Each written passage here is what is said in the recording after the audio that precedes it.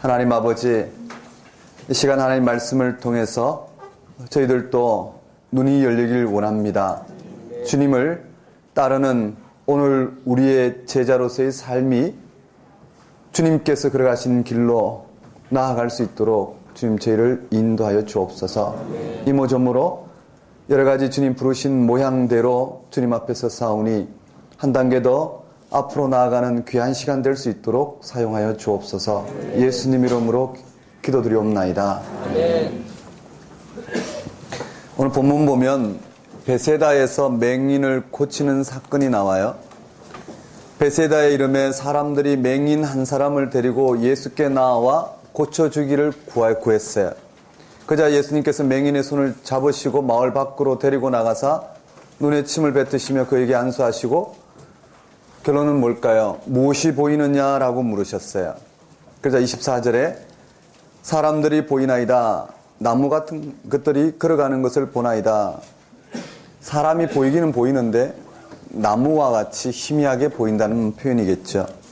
이에 그 눈에 다시 안수하심에 두 번째 안수하셨어요. 그가 주목하여 보더니 나아서 모든 것을 밝히 보는지라. 모든 것을 밝히 봤다고 그래. 아마 이때도 무엇이 보이느냐 물었을 거고요. 아마 만물이 밝히 보인다라고 대답한 표현을 이와 같이 한 것 같아요. 그때 26절에 예수께서 그 사람을 집으로 보내시며 이르시되 마을에는 들어가지 말라 하시니라. 오늘 이 베세다 맹인 고친 사건이 마가복음에만 나오죠. 맹인 고친 사건은 복음서에 많이 나오는데 베세다 맹인을 고침으로 말미암아 오늘 우리에게 들려주고자 하는 맹인이 눈을 떴다라는 게 중요한 게 아니라 맹인이 눈을 뜨는 사건을 통해서 오늘 우리에게 하나님 나라에 관해서 무엇을 가르쳐 주는지를 들여다본다면 오늘 우리 마가복음 전체에서 무슨 말씀하시는지를 아주 세밀하게 살펴볼 수 있는 본문이라 할 수 있어요. 여러분 그냥 마가복음 읽다 보면 이 본문과 평행하는 다른 내용은 다른 데 나오지 않아요. 맞죠? 마가복음에만 나와요. 이미 익숙히 강의를 들어서 아시는 분들도 한번 처음부터 차근차근 한번 접근해 보십시다. 오늘 본문에 베세다 맹인 고친 사건을 통해서 다시 말씀드리면 오늘 우리가 하나님 나라, 즉 이 말씀을 통해서 예수님께서 무엇을 우리 가운데 하나님은 이 예수님을 통해서 우리 가운데 무엇을 계시하시는지에 초점을 맞추지 않으면 우리는 어디에 매몰되냐 하면은 이 병을 고친 이 현상에 매몰이 된단 말이에요. 한번 생각해 보셔요. 맹인이 눈을 뜨는 것, 그것은 지금 또 일어나요. 그렇죠? 기계적으로 일어나지 않지만 오늘 우리 종교적 영역보다는 오히려 더 병원에서 더 많이 일어나요. 맞나요? 맹인이 눈을 뜨는 현상에만 한번 초점 맞춰보자라는 거예요. 맞죠? 오늘 우리에게 뭘까요? 종교적 영역보다 실제로는 병원에서 눈을 뜨는 대부분 병원에서 수술을 하면 눈을 떠요. 개안 수술을 하면 눈을 뜨고 시력 교정이 되고 희미하게 보이는 사람이 나무처럼 희미하게 보이는 안경을 벗으면 희미하게 보이는 것을 라식 수술을 하면 밝게 보여요. 제가 이 말씀 드리는 게 믿음이 없어서 무슨 이렇게 생각하냐 그렇게 생각하지 마시고 정말로 본문에서 말씀하시고자 하는 의도를 찾아가 보자라는 거예요. 다시 말씀드리면 손가락을 가지고 예수님의 이런 이적을 통해서 뭘 가리키느냐 하면 달을 가리킨단 말이에요. 맞죠? 예수님의 이런 신적인 사역을 통해서 궁극적으로 드러내고자 하는 의도가 무엇이냐를 살펴보는 것이 오늘 우리가 말씀을 읽을 때의 기본 태도라 볼 수 있어요. 아니면 어떨까요? 우리도 예수님과 믿음이 좋으면 예수님을 통해서 눈을 뜰 수 있다라는 데 초점 맞춰지면 그는 근본 의도를 알 수 없고 결국은 어떻게요? 자기의 구원에 매몰돼 버리고 말 거예요. 한번 오늘 본문을 통해서 우리가 마가복음 전체를 살펴볼 수 있는 귀중한 부분이라 할 수 있어요. 즉 베세다 맹인 사건의 특징은 마가복음에만 나오는데 마가복음에 나온 이 베세다 맹인의 특징은 예수님께서 한 번 안수해서 그가 눈을 뜬 것이 아니라 두 번이나 안수해야지 비로소 어떻게 해요? 만물이 밝히 보이더라. 그것이 특징이란 말이죠. 예수님의 신적인 능력이 부족해서 첫 번째 안수를 했는데 눈을 못 뜬 것이 아니라 이런 치유 사건을 통해서 오늘 우리 가운데 들려주시고자 하는 의도가 있다라는 거예요. 그게 무엇이냐 하면은 이제 해나가면서 하나씩 배경을 설명을 할 거예요. 예를 들어 보면 초대교회에 이 예수가 그리스도 되시고 예수가 하나님 아들 되시는 이 예수님을 통해서 하나님 나라가 무엇과 같은지, 하나님 나라가, 다시 말씀드리면 예수가 그리스도는 맞는데 이 땅에서 그리스도를 기다리던 사람이 그 그리스도를 통해서 원하는 구원이 있었고, 하나님은 그 그리스도를 통해서 이 땅에 드러내시고자 하는 구원이 있었다라는 거예요. 이 땅의 사람들은 그리스도를 기다리던 사람들은 그 그리스도를 통해서 그들이 원하는 그리스도를 통해서 그들이 원하는 구원이 있었고, 하나님은 그 그리스도를 통해서 이 땅 가운데 드러내고자 하는 구원이 있었어요. 그래서 대부분의 이 예수 그리스도를 만난 사람들은 예수가 그리스도는 맞아요. 예수가 그리스도시고 예수가 하나님 아들은 맞는데, 중요한 것은 하나님이 그 그리스도를 통해서 이 땅 가운데 무슨 일을 행하셨고 무엇이 일어나게 하셨고 하나님의 다스림이 그리스도를 통해서 이 땅 가운데 어떻게 임하게 되었는지는 깨닫지 못했어요. 그래서 오늘 우리의 대부분의 신앙처럼 그들의 삶이 확장되어지거나 그들의 삶이 성취되거나 좀 더 경건하게 살거나 좀 더 세상적으로 섬김과 봉사의 삶을 사는 정도를 그들은 예수 그리스도를 믿는 믿음의 고백이라, 예수 그리스도를 통해서 그들이 이 땅에 살 수 있는 일이라 생각했어요. 그런데 하나님은 그리스도를 통해서 이 땅 가운데 드러내신 사건은 그와는 전혀 다른 차원이었다라는 것. 예수 그리스도의 십자가의 죽음과 부활 생명을 통해서 오늘 우리의 궁극적인 죽음의 문제를 해결해 놓으신 이 하나님의 통치가 이 땅 가운데 임하였다라는 거예요. 제가 두서없이 이렇게 말씀드리는 이유는 오늘 강의의 방향이 그렇게 흘러갈 거라는 거예요. 여러분 한번 따라해 볼까요? 베세다 맹인. 강의는 하나씩 우리가 해나가면서 한번 살펴볼 거예요. 제가 나눠드린 이 교재 안에 그리고 앞뒤에 복음서 전체 내용을 다 적어 놓을 수 있어야 돼요. 한번 시도해 보셔요. 비교하면서 외우고 머릿속에 다 확인을 할 텐데요. 한번 살펴보십시다. 마가복음에 보면 8장 위에서 좀 내려오면 우리 교재에 있는 내용들 살펴보면 한번 따라볼까? 베세다 맹인. 여기에 베세다 맹인이 눈을 뜨는 사건이 나와요. 그런데 베세다 맹인이 눈을 뜨는 사건은 두 단계로 눈을 떠요. 이게 마가복음만 나온다 그랬죠. 한번 따라볼까? 2단계 계한. 두 단계 계한이 나와요. 이 2단계 계한이라는 건 마가복음에서 참으로 중요해요. 무슨 말이냐면요, 예수가 그리스도시라는 것, 하나님이 그 예수가 그리스도, 예수 그리스도를 통해서 이 땅 가운데 하나님의 나라가 임하였는데 그 하나님 나라가 무엇과 같은지에 대해서 눈을 뜨는 부분이 이 제자들에게는 중요했다라는 거예요. 오늘 우리에게도 예수 그리스도를 구주라 고백하지만 그 예수 그리스도를 따른다라는 것은 그렇게 쉬운 부분이 아니에요. 오늘 우리에게는 날마다 계한이 일어나야 되는 것처럼요. 한번 따라해 봅시다. 베세다 맹인. 2단계 계한. 한번 따라하겠습니다. 1차 계한. 여기 1차 계한이 일어나요. 그리고 2차 계한이 일어나죠. 첫 번째는 뭘까? 예수님께서 안수하시고 물으셨어요. 무엇이 보이느냐? 한번 따라해 볼까요? 무엇이 보이느냐? 무엇이 보이느냐라고 물었어요. 그러자 사람이 보이는데, 맞죠? 사람이 보이기는 보이는데 나무가 걸어가는 것처럼 희미하게 보인다고 그랬어요. 뒤에 글씨가 안 보이시겠지만 제가 계속해서 반복해서 할 거예요. 그러니까 필기를 하시면서 따라오시면 좋겠어요. 멍하게 계시면 놓치기 때문에요. 한번 따라해 볼까요? 무엇이 보이느냐? 네, 사람이 보인다고 그랬어요. 근데 나무가 걸어가는 것처럼 희미하게 보인다는 표현을 했어요. 2차 기한 다시 예수님께서 그 눈에 안수를 하시고 무엇이 보이느냐고 물으셨겠죠. 한번 따라해 볼까요? 만물이 밝히 보임. 네, 만물이 밝히 보인다라고 고백을 해요.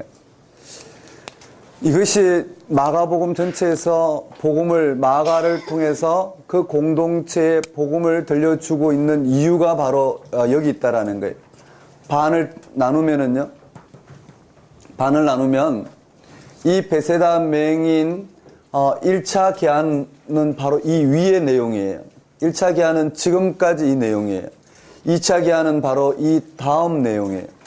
무슨 말이냐면요. 베세다 맹인 사건의 1차 계한은 예수가 그리스도라고 고백하는 것까지요. 그러니까 예수님이 이적과 기사를 통해서 또는 아주 권세 있는 교훈을 통해서 가르침을 통해서 예수님은 이 가르침을 통해서 바로 예수님이 바로 그리스도시요. 예수가 그리스도시요.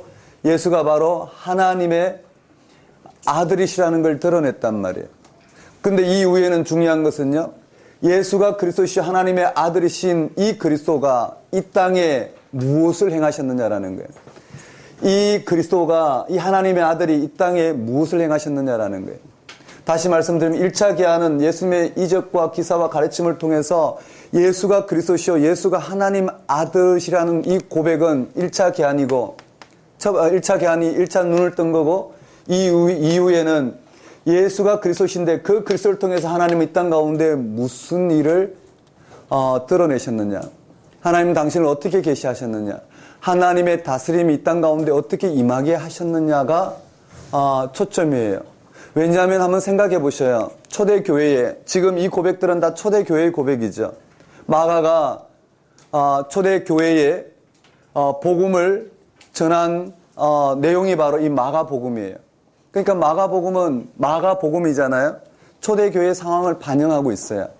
예수님의 삶과 사역을 통해서 하나님의 구원이 무엇인지를 눈을 열어 이미 2차 계한이 일어난 이 제자들이 사도들이 지금 초대교회에 아직 예수님이 누구신지 하나님은 이 그리스도를 통해서 이 땅 가운데 하나님의 구원이 어떻게 임하였는지를 아직도 깨닫지 못하고 1차 계한에 머물고 있는 그들을 향하여 예수님이 누구신지를 다시 들려주심으로 그들이 이 제자들이 1차 계한에서는 예수님이 십자가에 달려 죽자 어떻게 해요? 다 도망갔어요. 부활하신 예수님 만나서 당신을 증거하시고 성령 하나님이 임하시자 성령께서 임하시자 그들은 비로소 하나님 나라가 무엇과 같은지를 알 수 있었고 그때야 비로소 주님이 가신 길을 그들은 따를 수 있었다라는 거예요. 다시 보면은요. 초대교회는 예수님을 따르고자 했지만 예수가 그리스도시 하나님 아들은 분명했어요. 십자가에 달려 죽으신 예수님에게 십자가의 죽음 가운데 부활하신 예수님이 임하셨다라는 것, 하나님의 영광이 예수 그리스도의 십자가의 죽음이 임하였다라는 건 분명히 알았단 말이에요. 그런데 그것이 무슨 의미인지는 깨닫지 못한 그들에게 다시 한번 복음을 들려줌으로 말미암아 예수 그리스도가 이 땅 가운데 하나님께서 예수 그리스도를 통해 이 땅 가운데 드러내신 하나님의 나라, 하나님의 구원, 하나님의 이러한 모든 행위가 무엇과 같은지를 다시 한번 초대교회에 들려주고 눈을 뜨게 함으로 예수님을 온전히 따르게 하고자 기록하여 선포한 말씀이 마가복음이라 보면 될 것 같아요. 그러니까요, 전체 내용은 이 이후는 예수가 그리스도 되심으로 예수가 하나님의 아들로서 이 땅 가운데 임한 하나님의 구원, 하나님이 하시고자 한 일이 무엇이었는지를 들려주는 내용이 바로 이 2차 계한에 대한 해당되는 내용이라고 볼 수 있어요. 한번 따라해 볼까요? 베세다 맹인. 2단계 계한. 1차 계한. 2차 계한. 자, 베세다 맹인 사건을 통해서 마가복음을 절반으로 나누죠. 16장까지인데요. 그 분량이 아마 절반 해당되는 내용이 돼요. 자, 한번 따라해 볼까요? 베세다 맹인. 이 베세다 맹인 이 이적 사건을 통해서 무슨 말씀을 하고자 하느냐면 여기 다음에 나와요. 한번 따라해 볼까요? 베드로 신앙 고백. 우리가 찬찬히 본문도 읽어볼 텐데요. 여기 베드로 신앙 고백이 나와요.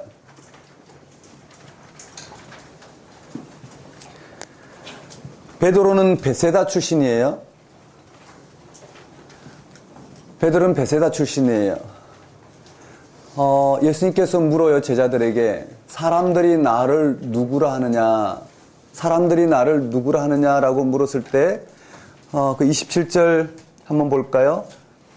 예수와 제자들이 빌립보 가이사랴 여러 마을로 나가실새 길에서 제자들에게 물어 이르시되 사람들이 나를 누구라 하느냐? 한번 따라 볼까요? 나를 누구라 하느냐? 네, 사람들이 나를 누구라 하느냐? 제자들이 여짜와 이르되 세례 요한이라고 들으는 엘리야 들으는 선자 중에 하나라 하나이다. 또 물으시되 너희는 나를 누구라 하느냐? 베드로가 대답하여 이르되 주는 그리스도시니이다 하며 이에 자기 일을 아무에게도 말하지 말라 경고하시고, 그러고 난 다음에 31절부터는요.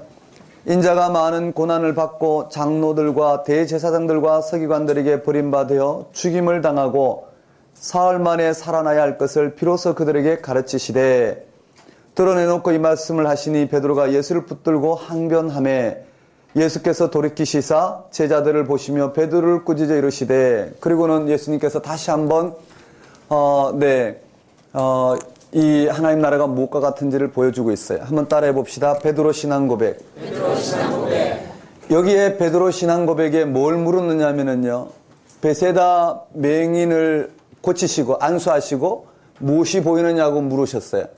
똑같은 고백이에요. 지금까지 이적과 기사와 가르침을 통해서 당신이 이 제자들에게 당신을 계시하셨어요. 그리고는 물어요. 사람들은 나를 누구라 하느냐 했을 때 들어는 세례 요한, 들어는 엘리야, 들어는 선지자 중에 한 명이다라고 고백을 해요. 그때 예수님께서는 제자들에게 물어요. 한번 따라해볼까요? 너희는 나를 누구라 하느냐? 맞아요. 여기에요. 너희는 나를 누구라 하느냐? 어떤 표현하고 같나요? 너희는 나를 누구라 하느냐는 무엇이 보이느냐와 표현이 같아요. 그때 베드로는요, 주는 그리스도신이라 고백했어요. 한번 따라해볼까요? 주는 그리스도신이다. 맞아요. 주는 그리스도신이다라고 고백해요. 본문의 흐름을 봅시다. 주는 그리스도신이다라고 고백했을 때, 주는 그리스도신이라고 고백했어요. 고백했을 때요, 예수님은 당신이 누구신지를, 여기 보시면 이적과 기사와 가르침을 통해서 예수님 누구신지를 드러내자 비로소 베드로는 예수님이 그리스도시라는 걸 알아보고 고백을 했어요. 근데 이 고백은 베세다 맹인이 1차 기한을 뜬 눈을 뜬 것처럼 사람이 보이는데 나무가 그런 것처럼 희미하게 보이는, 아직 예수가 그리스도는 맞는데 이 그리스도를 통해서 하나님이 하시고자 하는 일을 아직 베드로는 눈을 뜨지 못했어요. 그것은 초대교회가 마찬가지예요. 여러분, 오늘 우리도 예수를 믿지만, 예수가 그리스도인 걸 믿고 예수가 구주라는 걸 믿지만 그 사실이 오늘 우리 가운데 무엇을 의미하는지 확실히 알고 따르는 경우는, 확실히 알고 실제의 삶을 통해서 복음의 능력 가운데 거하는 사람들은 드물다고 볼 수 있어요. 왜냐하면 예수를 믿고 따른다라는 것은 내가 이 땅에 내 삶을 못 박는 거예요. 내가 살고자 하는, 이 땅에 내가 누리고자 하는, 내가 이 땅에 성취하고자 하는 이 모든 삶의 가치를 못 박는 거예요. 그리고 최소한의 삶의 조건을 가지고 최대한 이 땅 가운데 임하신 예수 그리스도를 영의 양식으로 삼고 살아가는 존재가 바로 오늘 그리스도인이요, 거기에 기쁨이, 거기에 구원이 있단 말이에요. 근데 거기에 눈을 떠야 되는데 초대교회는 어땠을까요? 그게 눈을 뜨지 못했겠죠. 예수가 그리스도시고 예수가 하나님의 아들이시면 이 땅에서 구원이 임해야 된다고 생각했어요. 무죄한 자의 고난이 없어져야 되고, 악인은 심판받고 의인은 하나님으로부터 이 땅에 복을 받고, 이 우리 눈앞에 보이는 이런 현실들이 하나님의 다스림 가운데서 온전해져야 된다고 생각했어요. 근데 실제로 보면 그렇지 않아요. 예수를 믿고 따르지만 여전히 핍박이 있고, 그들에겐 가난이 떠나지 않고 질병이 떠나지 않고, 오히려 악인들에 의해서 예수를 믿는 의롭다고 하던 의인들이 핍박을 당하고 순교를 하고, 이런 현상 가운데 분명히 예수님은 그리스도가 맞는데 왜 이런 일이 일어났는지를 초대교회는 이해할 수가 없었어요. 왜 하나님 나라가 이와 같이 은폐된 방식으로 이 땅 가운데 임했는지 이해하지 못하는 그들에게 하나님이 궁극적으로 하나님 나라를 어떻게 완성하였는지를 보여주며, 하나님 나라가 왜 은폐된 방식으로 이 땅 가운데 임하였는지, 이런 부분들은 우리가 좀 나가면서 묵상을 해보겠죠. 왜 이와 같이 은폐된 방식으로 여전히 무죄한 자의 고난이 우리 눈에는 아직도 생생하고, 악인이 여전히 강포하고 의인은 여전히 핍박을 받고 가난한 자가 없어지지 아니하고, 왜 이 사회가 여전히 예수님 오기 전과 온 후 다를 바 없는, 오늘 눈에 보기에 이런지 초대교회도 그게 분명한 의구심이 있었겠죠. 그리고는 예수님을 따르는 제자들이 낭망하고 배교하고 넘어지는 이와 같은 자리에 예수님이 누구신지를 보여주는 거예요. 하나님의 다스림이 어디에 임해 있는지를요. 그것을 여기 설명해요. 베드로의 신앙 고백, 너희는 나를 누구라 하느냐? 주는 그리스도신이다 고백을 했어요. 그러자 이 그리스도가 이 땅에서 해야 될 일을, 이 그리스도가 이 땅에서 해야 될 일을, 즉 이 그리스도에게 임한 하나님 나라가 무엇과 같은지를 여기 들려줘요. 한번 따라해 볼까요? 순한 예고. 31절에 보면 예수님이 십자가에 달려 죽으시고 부활하셔야 되는 것, 십자가의 죽음과 부활을 드러냈어요.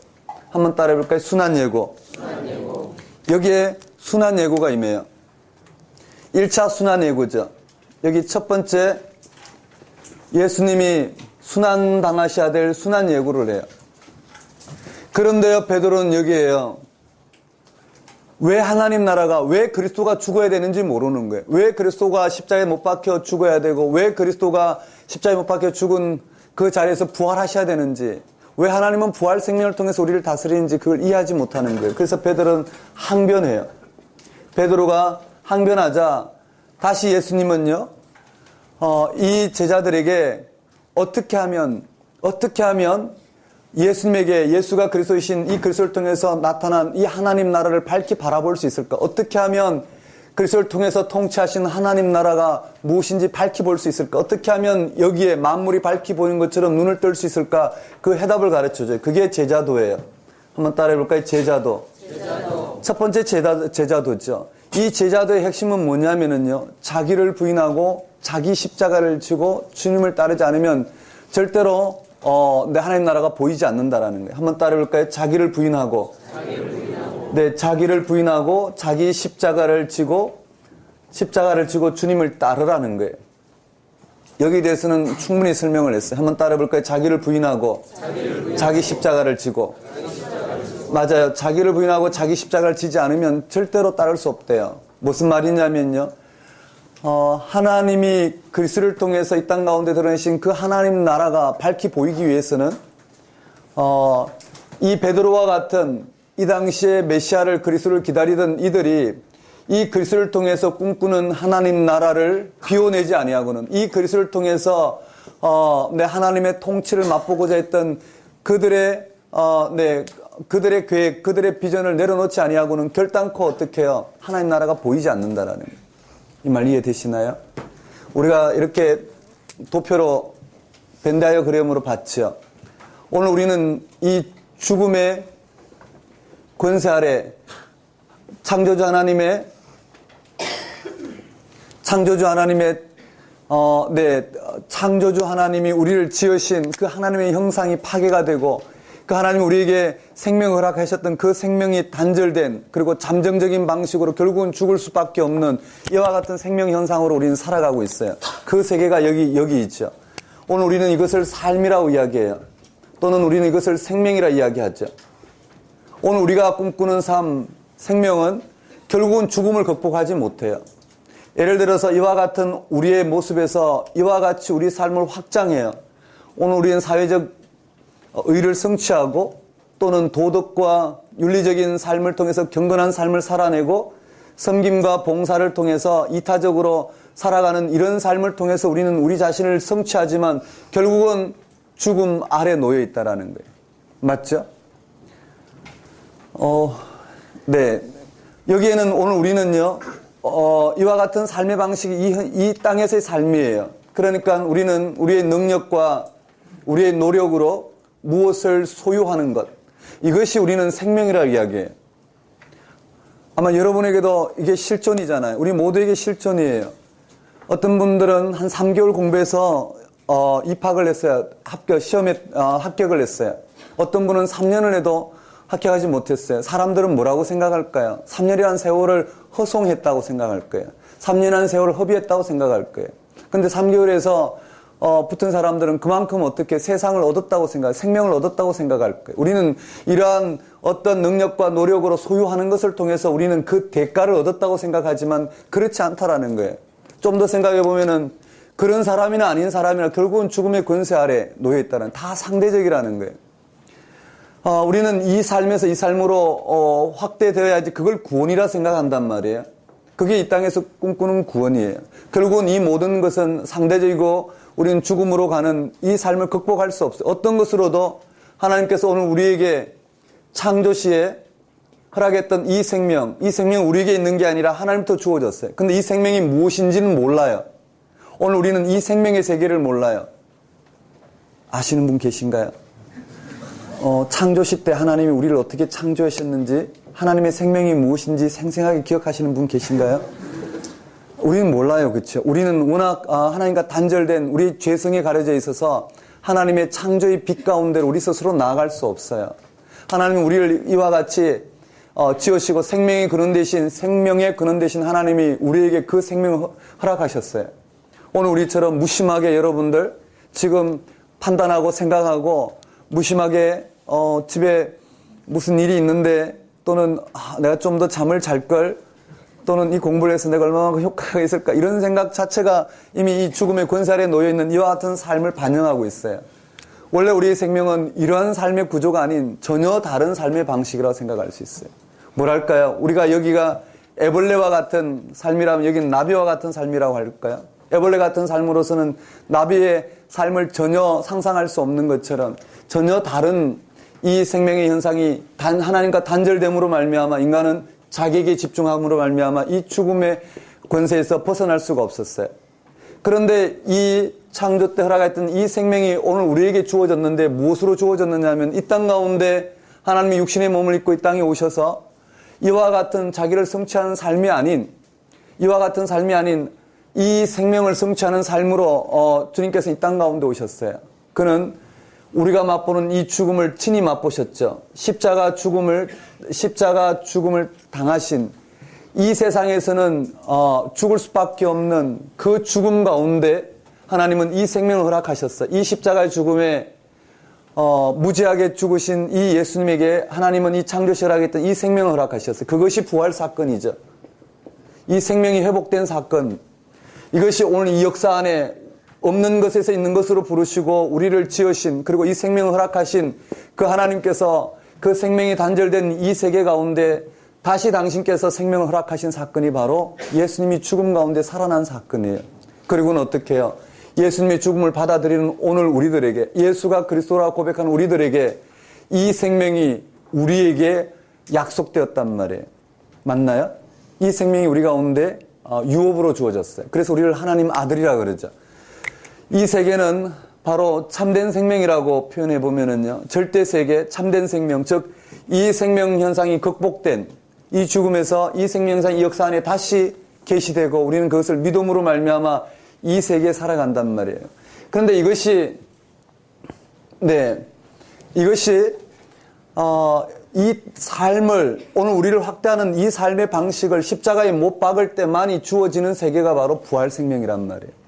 오늘 우리를 철저하게 부인하고 자기 십자가를 져야지만이 우리는 이 생명을 맛볼 수 있다라는 거예요.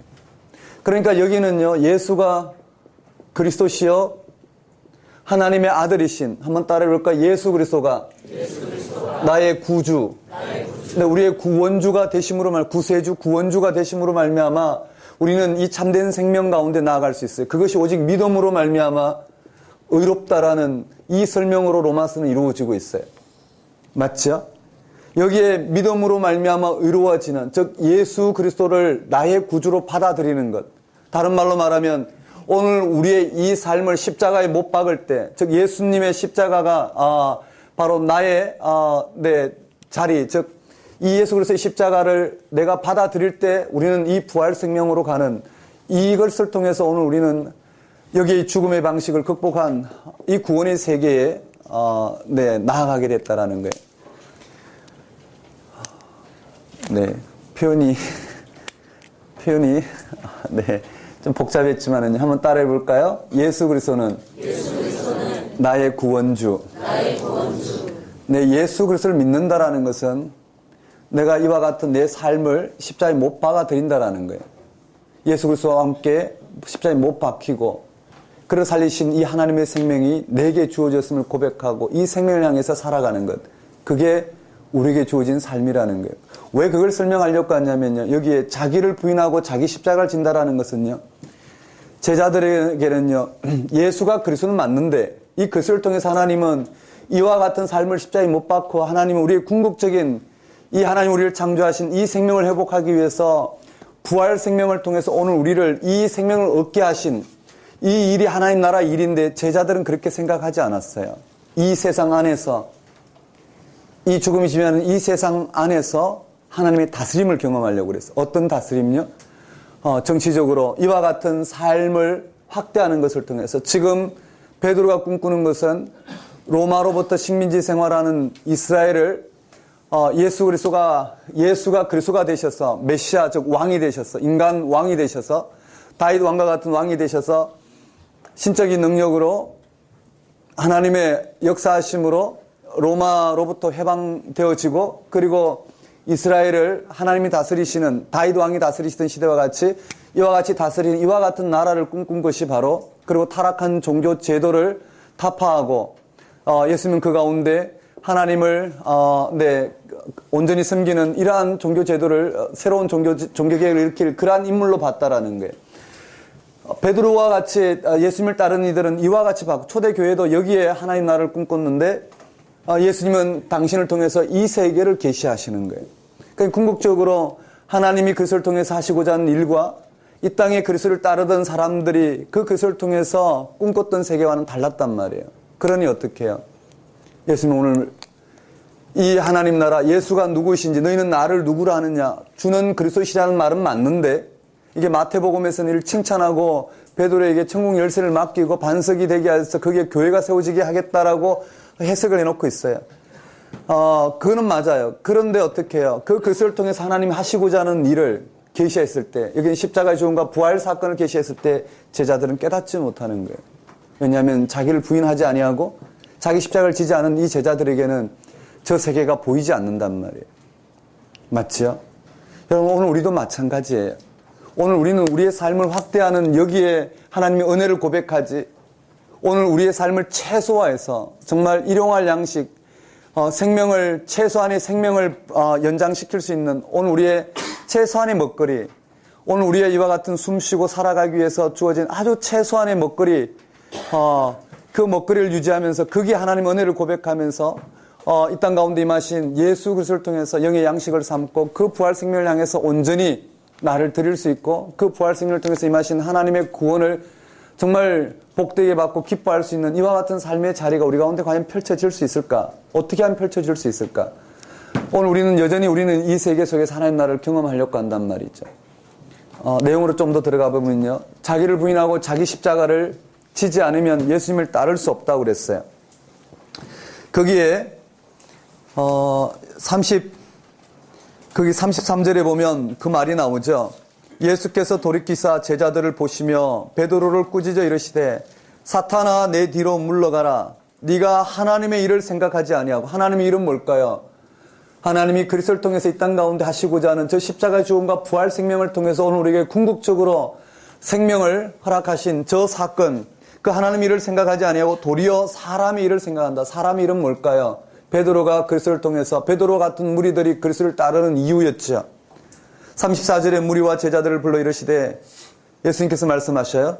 누구든지 나를 따라오려거든 자기를 부인하고 자기 십자가를 지고 나를 따를 것이니라. 자기 부인, 자기 십자가는 우리가 이 땅에서 꿈꾸는 하나님 나라예요. 자기를 실현시키는 것, 자기 의와 업적을 위해서 믿음이 필요한 것, 이런 것들을 못 박으라는 거예요. 그리고는 누구든지 자기 목숨을 구원하고자 하면 이럴 것이요. 여러분 누구든지 자기 목숨을 구원하고자 하는 건 뭘까요? 여기에 삶을 추구하는 사람. 누구든지 자기를 실현시키는 것을 통해서 이 땅에 이와 같이 실현시키는 걸 통해서 자기의 생명을 이와 같은 생명을 얻고자 하는 자는 어떻게 해요? 궁극적으로 이 생명을 잃어버릴 것이라는 거예요.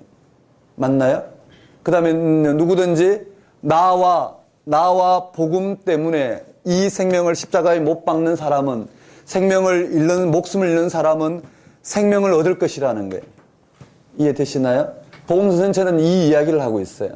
하나님 나라가 무엇과 같은지를 이 이야기를 하고 있어요. 높은 자리, 낮은 자리 말씀드렸죠. 잔치집에 높은 자리에 앉는 사람들은, 즉 자기를 스스로 높이고자 하는 이 땅의 삶을 취하는 사람들은 가장 낮은 자리 앉을 것이라는 거예요. 가장 낮은 자리, 이 자리가 아닌 이 땅에서의 삶의 가장 낮은 자리인 죽음을 맛볼 볼 것이요. 자기를 낮추는 자, 여기를 어떻게 자기를 못 받고 하나님 허락하신 이 부활 생명으로 살아가고자 하는 이 십자가의 자리를 자기의 자리로 찾아가는 사람은 어떻게 가장 높은 자리인 부활 생명을 하나님 갚아주시겠다. 복음서는요, 마태복음부터 누가복음까지 공관복음 전체를 들여다보면 유대인들과 이방인들에게 바로 저 하나님 나라를 끊임없이 예수님을 통해 임한 하나님 나라를 설명하는 저 내용으로 처음부터 끝까지 이루어져 있어요. 근데 우리는 어디에서 이와 같은 삶으로 자기를 부인하고 자기 십자가를 지는 것이 도대체 무슨 말인지 우리는 이 영적 세계를 바라보지 못하고 그저 이 땅에 살아가는 오늘 우리의 고난 가운데 용어를 자기를 부인하고 자기 십자가를 진다는 게 뭔지를 아무리 설명해도 부분적으로는 오를 수 있지만 전체적으로는 방향을 잃고 그 순간순간 자기 희생 정도를 구박받는 며느리가 시어머니 앞에서 어떻게 해야 되는지에 대한 자기 희생 정도를 우리는 이 말씀에 대한 진의로 생각하고 있단 말이에요. 이런 것들 좀 넘어가서 궁극적으로 하나님 나라를 설명하고 있는 예수님의 자기 계시에 초점을 맞춘다면 좀 더 분명하게 인식이 되지 않을까 생각해요. 여러분 거기에 한 번 더 들여다볼까요?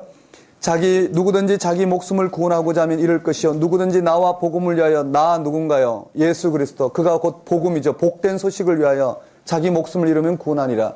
순교만을 이야기하는 게 아니에요. 자기 목숨을 잃으면 구원하리라. 자기 목숨을 잃는다는 것은 주님을 위해서 순교한다. 그게 아니고요. 여기에서 우리는 이렇게 이야기할 수도 있어요. 내가 성령과 봉사의 삶을 살기 위해서 여기에서 이 삶으로 확장되는 정도로 이 땅에서의 삶을 예를 들어서요. 이 삶을 오늘 우리는 하나님 나라 생각하고 이 성경과 봉사의 삶을 살다가 순교를 했어요. 과로사를 했어요. 우리는 이런 부분을 가해서 목숨을 잃은 목숨을 얻을 거라 하지만 그 차원을 넘어선다라는 거예요. 이거는요. 이런 차원이 아니라 철저히 여기에서 이루고자 하는 삶은 철저히 뭘까요?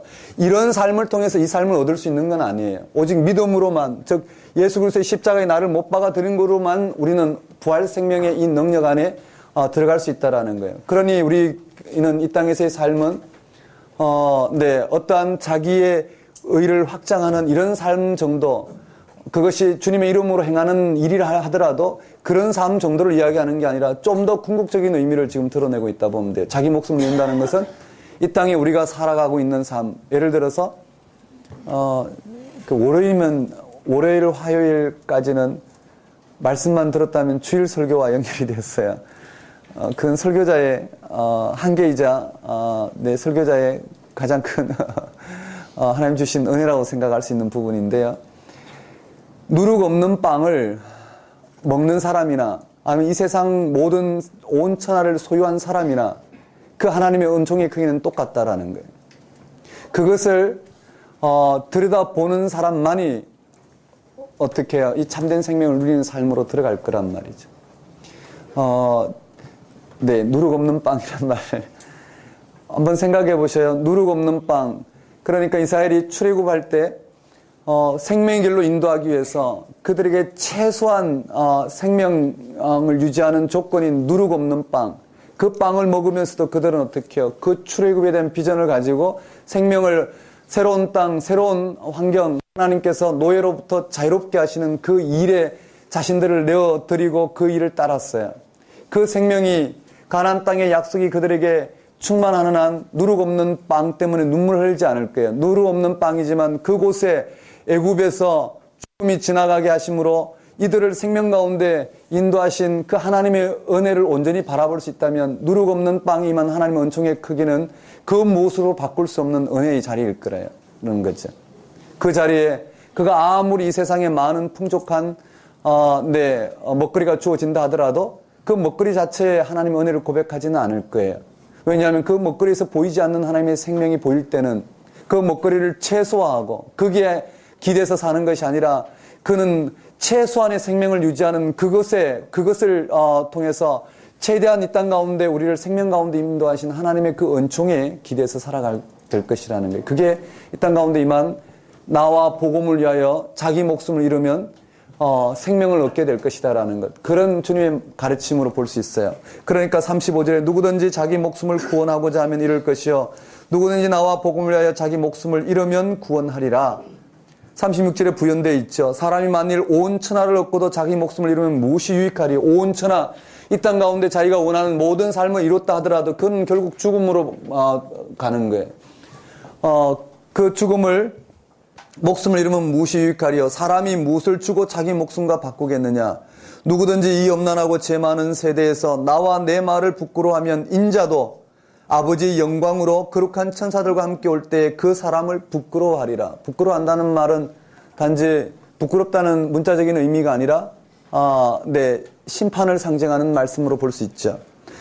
그리고는 9장 1절에 또 그들에게 이르시되 내가 진실로 너에게 이르노니 여기 서 있는 사람 중에는 죽기 전에 하나님 나라가 권능으로 임하는 것을 볼 자들도 있느니라. 한번 따라해 볼까요? 하나님 나라가 권능으로. 근데 하나님 나라가 예수님을 통해서 이미 임하였다라는 것.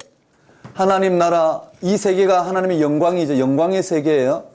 이 하나님의 영광이 예수 그리스도를 통해서 이 땅 가운데 임하였다라는 것. 이 생명이 예수 그리스도를 통해서 이 땅 가운데 임하였다라는 것. 하나님 나라는 영토 개념의 다스림이잖아요. 이 생명으로 하나님이 우리를 다스리는, 이 죽음을 넘어선 이 생명으로 우리를 다스리는 하나님의 나라가 이 땅 가운데 임하였다라는 걸 볼 자도 있을 것이라는 거예요. 그 볼 자도 있을 것이다. 실제로 본 사람들을 기록하고 있어요. 여러분, 여기에 자기를 부인하고 자기 십자가를 지는 것이 무엇인지 이 제자도의 내용을 자세하게 설명했어요. 그리고 난 다음에 9장에 보면 무엇을 설명하고 있는 변화산 사건이 나온단 말이에요. 한번 따라해 볼까요? 변화산. 여기에 변화산 사건은 뭘까요? 방금 9장 1절에 말했어요. 죽기 전에, 예수님을 따르는 이들 중에 죽기 전에 하나님 나라가 권능으로 임하는 것을 볼 자도 있을 것이다. 즉, 이 세계가 예수님을 통해서 이 땅 가운데 임하였다는 것을 볼 자도 있을 것이다. 누가 봤냐면은 여기에요. 실제로 제자들로 통해서 드러난 하나님 나라, 예수님이, 그 예수 그리스도를 통해서 이 하나님의 영광이 임하는 것을 제자들 눈으로 통해서, 그들이 그렇다고 해서 2차 개한이 일어나는 건 아니지만은요, 그 권능이 예수 그리스도에 있다라는 것을 지금 드러내고 있는 표현이 바로 이 변화산 사건이에요. 이해되시나요?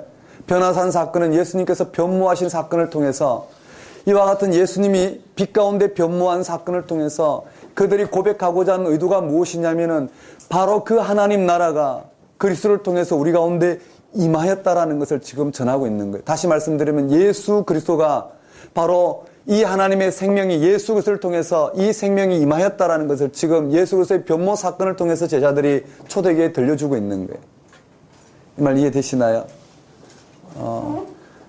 여러분 한번 이 본문을 읽고 도대체 무슨 말씀하신지 들으려고 하면 그렇게 쉬운 본문이 아니에요. 예수님의 변모 사건을 통해서 그래, 예수님은 그래, 맞아, 하나님이시니까 변모하실 수 있어. 그 정도로 오늘 우리 가운데 전해지는 메시지는 아니라는 거예요. 한번 따라해 볼까요? 변화산. 네, 예수님의 이 변화산에서 변모한 사건이 나와요. 9장 2절에 보면 잘 아시죠? 누구를 데려갔나요? 베드로, 야고보, 요한을 데리시고 따로 높은 산에 올라가셨더니 그들 앞에서 변형됐대요. 애벌레가 나비가 되는 것처럼 변형되었대요. 그 옷이 광채가 나며 세상에서 빨래하는 자가 그렇게 희게할 수 없을 만큼 매우 희어졌더라.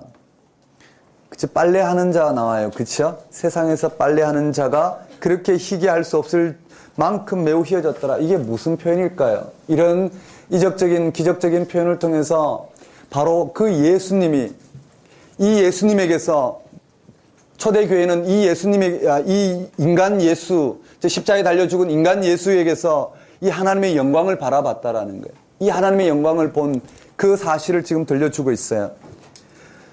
4절에 이에 엘리야가, 예수님이 그와 같이 변모하셨는데 예수님에게는요, 이와 같이 하나님의 영광이 임하였는데 제자들은 이 예수님의 그러한 변형 사건을 통해서 무슨 생각을 했는지 한번 봅시다. 제자들의 무지가 나와요. 이에 엘리야가 모세와 함께 그들에게 나타나 예수와 더불어 말하거늘, 누가 등장했느냐면 엘리야와 모세가 나타났대요. 베드로가 예수께 고하되 랍비여, 우리가 여기 있는 것이 좋사오니 우리가 초막셋을 짓되 하나는 주를 위하여 하나는 모세를 위하여 하나는 엘리야를 위하여 하사이다 하니, 이는 그들이 몹시 무수함으로 그가 무슨 말을 할지 알지 못함이더라. 다시 또 하나님의 영광을 나타내는 구름이 나왔어요. 마침 구름이 와서 그들을 덮으며 구름 속에서 소리가 나되 이는 내 사랑하는 아들이니 너희는 그의 말을 들으라 하는지라. 바로 예수님을 통해서 하나님의 아들이심이 드러나고 있어요. 한 번은 변형 사건을 통해서, 또 한 번은 소리를 눈으로 귀로 다 체험을 하는 거죠. 체험을 했어요.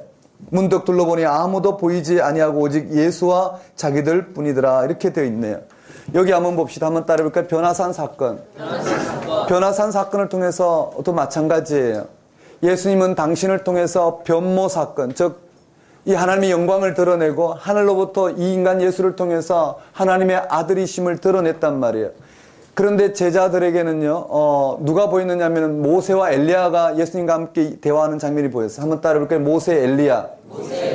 변화산에 올라간 세 제자가 나오죠. 누가 나오나요? 베드로, 야고보, 요한이에요. 베야요예요. 베야요가 나오고 올라가서 본 사람이 누군가요? 한번 따라해볼까요? 모세, 엘리야. 이 고백을 통해서 뭘 들려주는지 여러분 한번 생각을 해보셔요.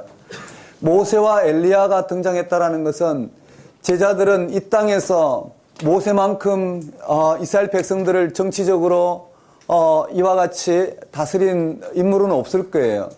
모세는 이 땅의 통치자예요. 맞죠? 엘리야도 마찬가지. 이 땅에 하나님 나라를 드러낸 내 죽은 자를 살리고 내 가난한 자에게 먹을 것을 주고 병든 자를 고치고 이것이 엘리야의 일이었고 모세의 일이었단 말이에요. 초대교회는요, 이 예수님을 통해서 이 땅 가운데 모세와 같이 엘리야와 같은 이와 같은 사역을 기대했을 거란 말이죠. 오늘 우리들처럼요. 오늘 우리의 병을 낫게 하고 오늘 우리의 이와 같은 세상과의 경쟁에서 예수님의 도움을 통해서 우리는 뭔가 우리를 확장하고 실현시키고 내 꿈을 세상 사람과 같이 경쟁하는데 힘이 붙이니까 어떻게 해요? 하나님이 도우셔서 나를 좀 잘되게 만드는 이 정도로 생각하는 부분이라면 제자들과 똑같이 우리를 예수님을 모세와 엘리야와 같이 생각했을 거예요. 이 제자들은요, 모세와 엘리야와 같이 이 땅에 하나님 나라를 이루어 주실 이런 기대들이 있었을 거예요. 그러니까 지금 어떻게 되냐면 변화산 사건에서 변형되었다니까 변형산 해야 되겠지만은요, 표현이 이렇게 됐어요. 변화산 사건에서 이 예수님의 변모 사건을 통해서 예수님이 바로 그리스도시 하나님 아들이시라는 걸 제자들이 고백하는 거예요. 그리고 하늘로부터 이미 예수님이 하나님의 아들이심이 들려졌어요. 그런데도 불구하고 이 제자들은요, 예수님을 모세와 엘리야처럼 생각하고 무지를 드러냈어요. 예수님이 이 땅 가운데 임하신 것을 생각하지 아니하고는 모세와 엘리야와 예수님을 통해서 초막을 짓고 여기서 살자라는 거예요. 이 말 이해되시나요? 다른 말로는요, 하나님이 예수님을 통해서 하시고자 하는 일은 하나님이 예수님이 그리스도시요 예수님이 하나님 아들이신 것을 다시 한번 보여주시고 그를 통해서 하시고자 하는 하나님의 일이 있을 텐데 제자들은 어떻게 해요? 그 예수님이 예수 그리스도가 하나님의 아들이 모세와 엘리야와 같은 이 땅의 통치를 기대했다라는 것을 지금 드러내고 있는 거예요. 그런 것 같지 않나요? 여러분 한번 전체 읽어보면 주제가 같아요. 계속 같은 말을 하고 있어요. 이 내용을 다시 변화산 사건을 통해서 들려주고 있어요. 맞죠? 그러고 난 다음에요, 이 변화산에서 내려왔단 말이에요. 근데 위에서는 그런 제자들이 무지가 드러났고요. 밑에 내려오니까요, 귀신 들린 아이 한번 따라해볼까요? 귀신 들린 아이. 귀신 들린 아이. 간질병이었죠. 마태복음 간질병이라고 그랬어요.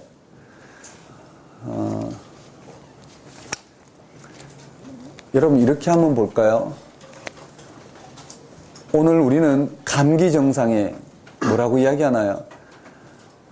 감기 증상에 다양한 신종 인플루엔자 또는 뭐 그냥 독감 또는 그냥 정상적인 감기, 몸살 뭐 다양한 표현을 써요. 근데 50년 전에는 어땠을까요? 그냥 감기였겠죠, 그죠? 또는 몸살이었겠죠. 그게 어떤 원인으로 따라서 그게 병이 다르고 이렇게는 생각하지 않았을 거예요. 그러면 그런 증상이 한 200년 전으로 가면 어떨까요? 비슷한 모든 현상을 하나로 또 생각했겠죠. 그것이 한 2000년 전으로 가면 어땠을까요? 그 당시에 성경을 기록할 당시에 보면 모든 사람들이 아픈 원인이 다 귀신 들린 현상 정도로 생각했겠죠. 맞나요? 어떤 감기나 뭐 이런 부분이 아니라 어떤 귀신 들린 현상으로 생각했을 거예요. 모든 원인을 거기서 찾았을. 그런데 그 당시에는 뭘까요? 지구가 네모났다고 생각했을 때요. 태양이 지구를 돈다고 생각했을 때. 실제로 성경에도 그런 그 당시 고대 세계관들이 나온 것처럼요. 여기에 귀신 들린 아이 고친 사건이 나와요. 귀신 들린 아이 고친 사건 나오는데 이 사건을 통해서 무슨 말을 하려고 하는지 한번 봅시다. 10장까지만 설명하고 좀 쉽게요. 연속이 돼서. 여러분 혹시 그냥 뼈대만 듣고 싶은 건 아니시죠? 전체 지금 내용을 이렇게 흐름을 갖고 연결해서 한 번만 보면 그 내용이 다 파악이 될 거예요. 한번 인내심을 갖고 한번 들어봤으면 좋겠어요. 귀신 들린 아이, 변화산에서는 그런 제자들의 무지 드러났어요. 귀신 들린 아이도 마찬가지예요. 제자들이 예수님이 이와 같이 배야여 세 제자를 데리고 당신이 그리스도이시여 하나님의 아들이시라는 것을 제자들에게 보였어요. 제자들의 무지가 드러났죠. 밑에도 마찬가지. 남아있던 이 제자들에게 어떻게 해요? 이 귀신 들린 아이를 둔 부모가 찾아왔어요. 아버지가 찾아와서 이 아이를 고쳐달라고 그랬어요. 제자들이 백방으로 고치려고 했지만 고치지 못했어요. 그리고는 이 마가복음에서는 마태복음과 조금 다른 표현을 한 거죠. 마가복음에서는 할 수 있거든이 무슨 말이냐, 그죠? 네, 믿음으로는 능치 못할 일이 없다라고 이야기했어요. 믿음으로는 능치 못할 일이 없다. 그 앞에 뭐라고 이야기됐냐면 한번 따라볼까요? 믿음이 없는 패역한 세대요. 우리 한번 읽어보면서 볼까요? 14절에 이에 그들이 제자들에게 와서 보니 큰 무리가 그들을 둘러싸고 서기관들이 그들과 더불어 변론하고 있더라. 서기관까지 등장했어요. 온 무리가 곧 예수를 보고 매우 놀라며 달려와 문안하거늘 예수께서 물으시고 너희가 무엇을 그들과 변론하느냐. 17절 한번 읽어보겠습니다. 시작.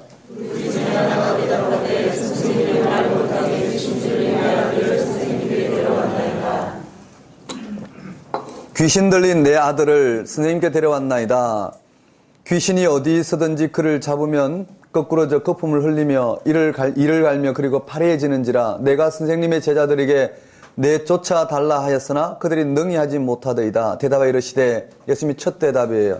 한번 따라해 볼까요? 믿음이 없는 세대요. 네, 믿음이 없다라고 꾸짖으시고는 데려오라고 그랬어요. 20절에 이에 데리고 오니 귀신이 예수를 보고 그 아이로 심히 경련을 일으키게 하는지라 그가 땅에 엎드려져 구르며 거품을 흘리더라. 예수께서 그 아버지에게 물으시되 언제부터 이렇게 되었느냐 하시니 이르되 어릴 때부터니이다. 귀신이 그를 죽이려고 불과 물에 자주 던졌나이다. 그러나 무엇을 하실 수 있거든 우리를 불쌍히 여기사 도와주옵소서. 예수께서 이르시되 할 수 있거든이 무슨 말이냐. 믿는 자에게는 능치 못할 일이 없느니라. 한번 따라해볼까요? 믿는 자에게는 능치 못할 일이 없느니라. 위에는 믿음이 없는 패역한 세대여 제자들에게 꾸짖으시고는 지금 병 고치러 온 이 사람에게 자기 아들 고치러 온 사람에게 믿는 자에게는 능치 못할 일이 없다고 했어요. 24절에 곧 그 아이의 아버지가 소리를 질러 이르되 내가 믿나이다. 나의 믿음 없는 것을 도와주소서. 예수께서 무리가 달려와 모이는 것을 보시고 그 더러운 귀신을 꾸짖어 이르시되 말 못하고 못 듣는 귀신아 내가 네게 명하노니 못 듣는다고 그랬어요. 말 못하고 못 듣는 귀신아 내가 네게 명하노니 그 아이에게서 나오고 다시 들어가지 말라 하시니 귀신이 소리를 지르며 아이로 심히 경련을 일으키게 하고 나가니 그 아이가 죽은 것 같이 되어 많은 사람이 말하기를 죽었다 하나 예수께서 그 손을 잡아 일으키시니 이에 일어서니라. 집에 들어가심에 제자들이 조용히 묻자오되 우리는 어찌하여 능히 그 귀신을 쫓아내지 못하였나이까. 한번 따라해볼까요? 어찌하여 능히 그 귀신을 쫓아내지 못하였나이까. 근데 우리는 어찌하여 이런 귀신을 쫓아내지 못하였나이까 물어요. 그때 29절에 이르시되 기도 외에 다른 것으로는 이런 종류가 나갈 수 없느니라. 믿음과 기도를 같은 영역으로 썼는지 모르지만 아무튼요 기도 외에는 나갈 수 없다. 이와 같이 되어 있어요. 마태복음에는 뭐라고 되어 있느냐면요 산을 옮길 만한 겨자씨만한 믿음만 있어도 산을 명하여 바다에 던지려면 던져질 것이다 라고 이야기하고 있어요. 이런 대목을 통해서 우리는 이런 본문을 접하면 거의 두 가지 반응이 나와요. 첫 번째는 정말 이 문자대로 받아서 이 말씀하자는 의도가 아니라 이대로 받아서 정말 매일 아침 산을 보고 바다에 던져지라. 그리고 사과밭을 만들기 위해서 저 산을 바다에 던져지라고 이야기해요. 그치요? 아침마다 일어나서 주차할 데가 없어서 앞집이 좀 저 딴 데로 옮겨지고 그 앞에 공터가 되면 주차장을 짓고자 매일 아침 새벽 기도에 기도하는 사람이 있듯이요. 실제로요. 그래서 안 되는 걸 보고 믿음 없는 것을 계속해서 하나님 앞에 어떻게 회개하면서 믿음을 갖고자 하는 이와 같은 부분을 전락하든가 아니면 그냥 하나님께서 예수님을 통해서 이와 같이 좀 과장되게 표현하셨겠지라고 생각하지만 그렇지 않아요. 성경 말씀은 그대로예요. 그대로라는 게 무슨 말이냐? 그 의도가 분명히 드러났단 말이에요. 우리 위에서부터 하나씩 하나씩 이렇게 읽어 내려오고 있어요. 예를 들어서 여기에 베세다 맹인 사건을 우리가 요 한 부분만을 가지고 우리가 묵상한다고 보면 도대체 예수님은 왜 한 번에 눈을 뜨게 하시면 되지? 왜 두 번에 걸쳐서 눈을 뜨게 하셨을까? 그래서 치료와 신유 원사를 행한 사람은 이 본문을 가지고 어떻게 하냐면은요. 봐라, 예수님도 한 번에 고치지 못했지 않느냐. 그래서 계속해서 예수님 오실 때까지 안수를 하는 거예요. 맞죠? 그래서 더 악화시키고 네. 그렇게 만드는 경우가 허다해요. 그런 본문이 아니잖아요. 베세다 출신 베드로를 통해서 지금 어떻게 눈을 떠야 되는지를 가르치는 본문이란 말이에요. 이 본문 자체만이 아니라 이 본문을 위해서 하나님의 이 눈뜨게 하신 사건이 무엇인지를 들고 나온 본문이란 말이에요. 이해되시죠? 지금 예수님이 사역한 순서대로 기록한 게 아니잖아요. 그 예수님을 통해서 예수님이 그리스도시여 하나님 아들이시고 하나님은 그 그리스도를 통해서 이 땅 가운데 임하시는 하나님 나라가 무엇과 같은지 십자가 죽음과 부활 생명 가운데 계시된 하나님 나라를 이 제자들은 어떻게 해요? 깨닫고 눈을 뜨고 그 예수님을 향해서 살아가고 있는 그 길이요 진리요 생명이신 예수님을 향해서 눈을 뜨게 하신 예수님을 향해서 그들은 그렇게 살아갔다고 그 생명을 향해서 살아갔어요. 그런 제자들이 이 땅 가운데 눈 뜨지 못한 오늘 우리와 같은 그리스도인들에게 지금 이 본문을 들려주고 있단 말이에요. 그런 부분을 봤을 때 귀신 들린 아이를 고치는 사건을 좀 더 들어가 보면요. 여기 귀신 들린 아이 여기에서는 변화산에서는 세 제자, 예수님의 수제자라 할 수 있는 세 제자가 저와 같이 무지를 드러냈다면 귀신 들린 아이는 여기에서 믿음이 없는 패역한 세대예요. 믿음이 없다는 게 뭘까요? 이 믿음이 뭐냐라는 거예요. 귀신 들린 아이, 귀신이 쫓겨날 것이라는 것, 귀신이 이 아이가 병 고침을 받을 것이라는 것에 대한 확신이 없었을까요? 다 있었어요. 이 아이의 아버지도 있었고요. 제자들도 있었어요. 그러니 어떻게 해요? 병 고치려고 치유 행위를 했죠. 그런데 불구하고 이 귀신 들린 아이 귀신이 나가지가 않았어요. 뭘 이야기를 하려고 하냐면요.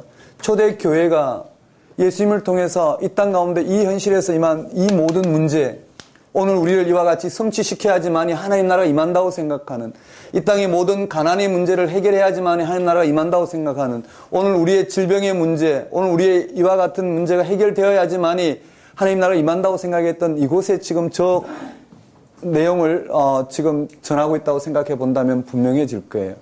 뭐와 같냐면요. 여러분 한번 생각해 봐요. 오늘 우리 가운데 우리의 물질적인 필요가 있었다고 생각해 봅시다. 아니면 우리의 여러 가지 건강에 문제가 있었어요. 내가 오늘 감기를 들었어요. 감기에 걸렸는데 그 감기가 고침받는 걸 통해서 예수 그리스도를 통해서 임한 하나님 나라가 내 가운데 임하나요? 즉 내 물질적 문제가 정말 정원사는 있는데 기사가 없어서 하나님 앞에 무슨 말이냐면 속으로 할 때 오늘 우리의 상대적인 궁핍함을 다룰 때 예를 들어 쓴 건데요. 정원사는 있는데 기사가 없어서 늘 궁핍함을 느끼고 하나님 앞에 기도해서 기사가 채워진다 해서 그곳에 하나님 나라가 임하느냐면 아니란 말이에요. 자기의 성취욕, 자기 의만 그곳에 실현되지 하나님 나라는 실현되지 않는단 말이죠. 여기에 그걸 드러내고 있어요. 초대 교회에 귀신이 떠나가는 것을 통해서 하나님 나라가 임하는 게 아니라는 거예요. 귀신이 떠나가고 오늘 우리의 문제가 해결되는 걸 통해서 하나님 나라가 임하는 게 아니라 하나님 나라가 예수 그리스도가 오늘 우리를 십자가에 못 박아 내어드리고 오늘 우리가 이 부활 생명으로 살아가는 전혀 다른 동기로 살아가는 이 하나님 나라가 이 땅 가운데 임했을 때 어떻게 해요? 우리의 가난의 문제가 해결되고 우리 질병의 문제가 해결되고 궁극적으로 내 문제가 해결된 자리에 다시 또 내가 이 땅에 성취시킬 또 다른 문제가 오는 게 아니라 이 문제 하나님 나라가 예수가 그리스도를 통해서 이 땅 가운데 임한 하나님 나라에 눈을 떴을 때 나를 얽매고 있는 귀신이 나를 얽매고 있는 생명을 억압하는 이 문제가 떠나가는 그곳에 하나님의 다스림이 온전히 임하게 되지. 이러한 예수를 통해서 이 땅 가운데 임한 하나님 나라에 눈을 뜨지 못하고 그저 내 삶을 확대하는 것, 그러기 위해서 내게 걸림돌이 되는 것을 제거하는 정도, 그리고 내게 불편한 것을 제거하는 정도로 하나님 나라가 임하지 않는다라는 거. 왜냐하면 제거되더라도 그곳에는 어떻게 해요? 한 귀신이 도망가면 7 귀신이 임한다라는 거예요. 우린 끊임없이 어떻게 해요? 그게 이 땅의 삶에 매여서 벗어나지 못하는 억압된 삶을 살게 될 것이라는 거예요. 궁극적인 하나님 나라는 믿음이 없는 폐역한 세대란 말은 예수 그를 통해서 이 땅 가운데 임한 이 궁극적으로 오늘 우리 가운데 승리해 놓으신 이미 승리를 확정해 놓으신 이 사건이 오늘 우리 가운데 임할 때만이 이 땅에 귀신 들린 이 땅 우리의 생명을 억압하는 오늘 우리를 이와 같은 삶으로 묶어두고 있고 이와 같은 삶으로 확장되는 정도가 하나님 나라의 우리의 구원이요 이것을 우리는 기뻐하는 이 삶 자체에 임한 하나님의 그 풍성한 생명 현상을 바라보지 못하고 그저 우리는 이와 같이 성취하거나 우리를 실현시키고 자기 의를 이 땅 가운데 드러내고자 하는 삶에 매몰되어 버린 오늘 우리의 궁극적인 삶이 십자가에 못 박히게 될 것이고요. 그때는 이 생명이 우리를 주장하게 될 것이고 못 박힌 그곳에 또 다른 삶의 성취가 오는 게 아니라 하나님 나라가 우리 가운데 풍성하게 임할 것이라는 거예요. 그것을 여기에 제자 귀신 들린 아이를 통해서 들려주고 있다 보면 될 것 같아요. 다시 말씀드리면 믿음이 없는 패역한 세대요. 예수가 그리스도가 되셔서 오늘 우리 가운데 이와 같은 하나님의 다스림 생명을 땅 가운데 허락하셨다는 걸 믿고 이 하나님 다스림 가운데로 나아가면 오늘 우리를 억압하고 있는 이 모든 문제가 오늘 우리를 통해서 극복이 될 것이라는 거예요. 그렇지만 반대로 이 땅에 우리의 가난의 문제를 해결하는 걸 통해서 하나님 나라가 임하지는 않는다라는 거예요. 맞죠? 한번 생각해봐요. 50년 전보다 우리는 너무나 잘 살아요. 그렇다고 해서 그리스도인들이 이와 같이 잘 살게 된, 맞죠? 얼마나 잘 살아요? 한 100배는 잘 살게 됐을 거예요. 그쵸? 잘 살게 된 오늘 우리 그리스도인이 그때보다 오늘 우리가 더 많이 하나님의 다스림 가운데 나아갔느냐면 아니라는 거예요. 더 많이 어떻게 해요? 이 귀신 들린 것과 같은 이 자본주의에 붙들려서 물질에 붙들려서 그 물질 때문에 고통스러워한단 말이에요. 맞죠?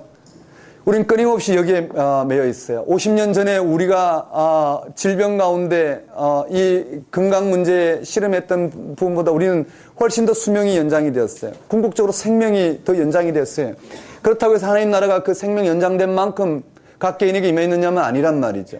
지금 그것을 이야기하는 거예요. 하나님 나라는 그렇게 오지 않는다라는 거예요. 이와 같이 이 세상을 이 죽음의 권세로 얽매고 있는 이 귀신 들린 현상에서 어떻게 벗어날 수 있느냐면 맞죠? 실제 귀신은 쫓아내기 쉬워요. 그런데 이 귀신의 현상과 우리의 실제 귀신, 초대교회는 모든 것을 다 귀신의 현상으로 생각했다면 그런 귀신의 현상이 실제 귀신 들린 현상은 쫓아내기 쉬워요. 그것은 무당들도 쫓아내고 고성들도 쫓아내고 다 쫓아내요. 그것은 예수 그리스도의 능력이 아니더라도 귀신은 쫓아내고 병도 고쳐요. 하지만 궁극적으로 이 땅에 오늘 우리의 죽음의 권세 아래 놓여있는 인간의 생명이 매몰되어 버리고 파괴되고 오직 이러한 것을 인생이라고 가르치고 있는 이 세상으로부터 벗어나기 위해서는 맞죠? 이 세상부터 벗어나기 위해서는 오직 예수 그리스도의 부활 생명이 아니고는 불가능하단 말이에요. 그것을 지금 여기에 믿음이 없는 패역한 세대요. 그리고는요, 믿음으로는 능치 못할 일이 없대요. 이 믿음이란 뭘까요? 예수 그리스도의 십자가의 죽음과 부활 생명을 담보로 한 하나님 나라를 말하고 있어요. 그렇죠? 그리고는 이 귀신을 쫓아내셨는데 그리고는 기도 외에는 이런 유가 나갈 수 없대. 기도는 이 믿음과 같은 유의 단어로 사용했다고 보면 될 것 같아요. 그렇게 돼 있어요. 그러고 난 다음에요, 이 제자들의 무지가 드러나고는 다시 한번 하나님 나라, 이 믿음 없는 패역한 세대요, 믿음으로는 기도 외에는 이 실체가 여기 다시 한번 드러난단 말이에요. 이 실체가 두 번째 순환 예고예요. 한번 따라해 볼까요? 순환 예고. 두 번째 순환 예고가 들어오게 되고요.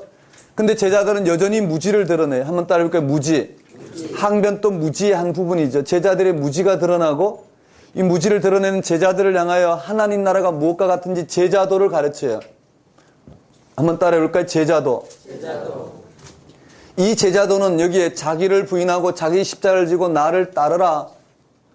자기를 부인하고 자기 십자가를 지지 않으면 결단코 따를 수 없다라고 이야기하신 예수님께서는 누구든지 자기 목숨을 구원하고자 하면 잃을 것이요, 나와 복음 때문에 자기 목숨을 잃으면 구원받으리라 말씀하신 그것이 구체적으로 무엇인지를 여기 설명해 놨어요. 우리 한번 볼까요? 네, 여기까지만 하고 좀 쉬어야 되겠네요. 거기에 30절에 보면 그곳을 떠나 갈릴리 가운데로 지날새 예수께서 아무에게도 알리고자 아니하시니 이는 제자들을 가르치시며 또 인자가 사람들의 손에 넘겨져 죽임을 당하고 죽은 지 3일 만에 살아나리라는 것을 말씀하셨기 때문이더라. 그러나 제자들은 이 말씀을 깨닫지 못하고 묻기도 두려워하더라. 도대체 무슨 말인지를 알지 못하는 거예요. 그런데 무슨 일이 벌어졌느냐 하면 33절에 봐요. 가버나움에 이르러 집에 계실새 제자들에게 물으시되 너희가 길에서 서로 토론하는 것이 무엇이냐 하시니 제자들에게 모종의 어떤 토론이 있었던 것 같아요. 그들이 잠잠하니 이는 길에서 서로 누가 크냐는 크냐고 논쟁하였음이니라. 이게 요한복음에 자세히 들어가는데 한번 따라볼게요. 누가 크냐? 이 제자들은 누가 크냐라는 논쟁을 했어요. 자, 한번 따라볼게요. 누가 크냐? 여기에 이게 드러난단 말이에요. 무슨 말이냐면요. 이 제자들은 이 땅에서의 삶을 여전히 생각하고 있는 거예요. 방금 변화산 사건과 귀신 들린 아이 고친 사건을 통해서 믿음이 무엇인지를 분명히 이야기했어요. 그런데 제자들은 이 믿음이 무엇이냐면 예수 그리스도의 순환 예고를 통해서 드러났어요. 그런데 이것을 깨닫지 못한 제자들은 누가 크냐는 논쟁 가운데 휩싸였다라는 것을 드러내고 있어요. 누가 크냐라는 것은 이 땅의 삶에서 아까 말씀드렸듯이 자기 목숨을 구원하고자 하는 삶, 예수님을 따르되 그 예수님을 통해서 누가 더 수제자가 될 것이냐, 누가 더 예수님을 통해서 예수님을 따른 제자 12제자 중에서 누가 더 예수님에게 인정받는 제자가 될 것이냐, 이 땅에서의 삶의 자리를 생각하고 있었어요. 누가 크냐고争논하였음이니라. 35절에 예수께서 앉으사 12제자를 불러 이르시되 누구든지 첫째가 되고자 하면 무사람의 끝이 되며 무사람을 섬기는 자가 되어야 하리라 하시고 그게 언급되어 있어요. 한번 따라볼까요? 첫째가 되고자 하면 끝이 되며 여기에서 보면은 이렇게 분리가 돼요. 이 두 내용을 지금 설명하고 있고요. 앞에 자기를 부인하고 자기 십자가를 지고 또는 자기 목숨을 얻고자 하는 이럴 것이요 이러면 얻는다라는 하나님 나라의 원리와 이 육적인 이 세상의 원리를 지금 대비하고 있어요. 제자들은 여전히 세상에서 누가 크냐는 논쟁을 하지만 하나님 나라는 그와 같지 않다라는 거예요. 그러니까 하나님 나라에 대해서는 여러분 소극적으로 적극적으로 설명할 수가 없어요. 소극적으로 애벌레가 나비의 삶을 적극적으로 설명할 수는 없어요. 그게 뭔진 애벌레는 모르기 때문에. 다만 뭐만 확실하냐면은 지금 애벌레의 삶은 아니라는 건 분명하단 말이에요. 맞죠? 지금 애벌레와 같이 기어다니며 올려다보는 삶이 아니라 나비처럼 날아다니며 내려다보는 삶이 될 것이 분명하다는. 근데 그것이 무엇인지는 애벌레는 경험이 없단 말이에요. 이 땅에 어떠한 유비도 없단 말이에요. 그러니 어떻게 해요?